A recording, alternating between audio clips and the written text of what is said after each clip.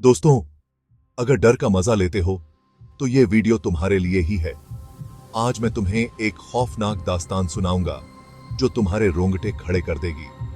चलिए शुरू करते हैं एक भूतिया कमरे की कहानी।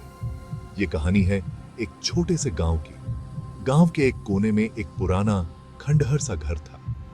इस घर के एक कमरे में अजीब सी चीजें होती थीं। गांव वालों ने उस कमरे को भूतिया कमरा कहना शुरू कर दिया। एक रोज उस गांव में एक नया परिवार आया। उन्होंने उस घर को किराए पर ले लिया। घर देखने पर सब ठीक ठाक लगा, मगर रात होते ही असली कहानी शुरू हुई। आधी रात को उस कमरे से अजीब सी आवाजें गूंजने लगीं, कभी हंसने की, कभी रोने की। उस कमरे में सो रहा परिवार का छोटा बच्चा चीखता हुआ जाग गया। वो डरा हुआ, पसीने से लथपथ था। उसने बताया कि उसने एक सफेद साड़ी वाली औरत को अपने बिस्तर के पास देखा। अगले दिन परिवार ने गांव वालों से पूछताछ की। गांव के बूढ़ों ने बताया कि सालों पहले उस कमरे में एक औरत का कत्ल हुआ था। उसकी रूह आज भी उस कमरे में भटक रही है।